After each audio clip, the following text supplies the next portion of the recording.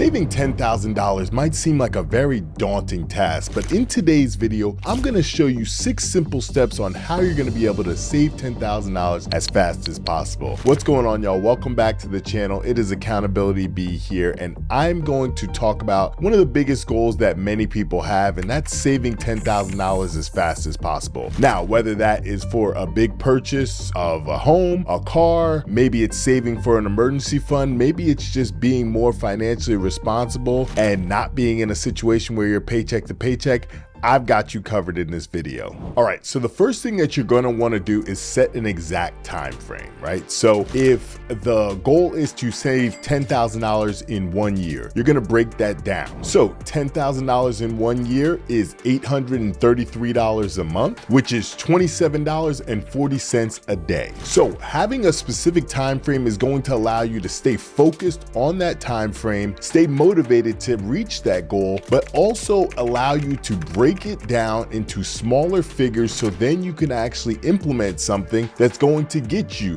that $27 a day or $833 for the month. Step 2, and this is one of the biggest steps in this process, you need to create a budget. Now, whether you're going to use pen and paper, everydollar.com is a good one, Mint is a great resource as well, you need to create a budget. You need to understand where your money is going. This may or may not be easier for some people that have a higher income, or it may be a little bit easier for someone that might have a lower income but doesn't have that many expenses. Everybody is going to play by the same rules in the fact that you need to create a budget. You need to understand how much money is coming in, how much money is going out right now, track for the next 1 to 2 months what your spending is, and create a budget on what you're going to need in order to be able to save this money. Now, step 3 is going to be probably one of the hardest. You're going to want to look at that budget and you're going to want to reduce all unnecessary spending. Right now, unnecessary spending, these are things that are in our control, y'all. So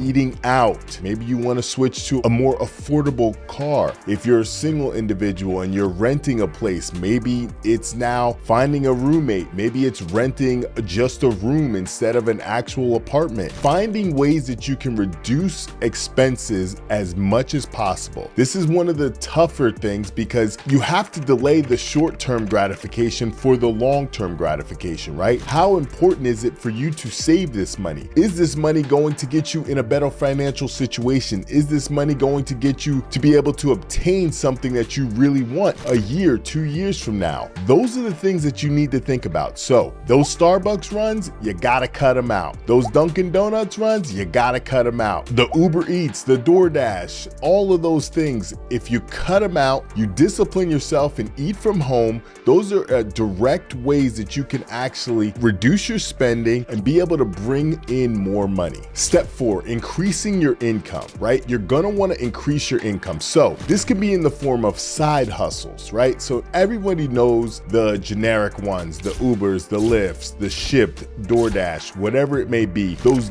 gig apps, right? But you also can use things like the skill set that you have. So maybe you are a plumber, maybe you're an electrician, maybe you have some type of skill set, maybe you like crafting things, and maybe you want to open up an Etsy store. You want to use your skill set, whatever you're doing in your 9 to 5 or something that you're currently doing right now, start to find a way to monetize the skill set that you have. So for example, I started this channel because I have a knowledge around financial literacy and being able to go from paycheck to paycheck to achieving some of the goals that I've had in my life. Now, I want to pass that on to you guys as well. These side hustles, y'all, sometimes, again, you're going to have to cut out the short-term gratification for your long-term gratification. When I was getting out of debt, it took nights that I was at Hertz until 1 a.m., that I was working at Amazon through the night. 5, 6, 7 days out of the week, I was working 2, 3 jobs. This is what it's gonna take, y'all. And so while it might be very satisfying to sit there, catch up on your newest Netflix documentaries, you gotta put that to the side and focus on the goal of being able to save as much money as possible. It may result in you losing some time with loved ones and people that you care about. But ultimately, whoever is involved in this process, whether it be your spouse, your kids, understand that this sacrifice is going to pay off. If everyone is on the same page with that thought process, then I'm telling you, it's a shorter time frame than you really think it is. Step 5 is going to be able to pay yourself first. So in your budget, you're going to have yourself as an expense. So just like you pay your car payment, your credit card, your electricity,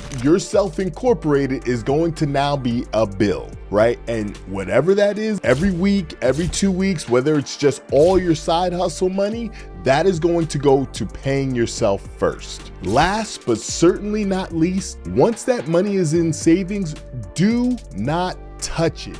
We sometimes get to a point where we start rationalizing certain situations that are emergencies, but they're not really emergencies. It's not an emergency to go buy a new PS5. It's not an emergency to go on a vacation or something that you have an impulse and you want to do. Do not touch that money. It's time for you to buckle down, discipline yourself, and get to the goal that you set for yourself in the beginning of this. Now, obviously, if there are emergencies, something happens with your car, there's a hospital, there's an actual emergency with somebody's health, yes, use the money to actually do something, but understand what the difference between a need and a want is, y'all. You want to really be able to save this money and not have anything hinder the process. If your budget allowed for a certain amount for the month and something comes up, a new concert or something along those lines, do not dig in this savings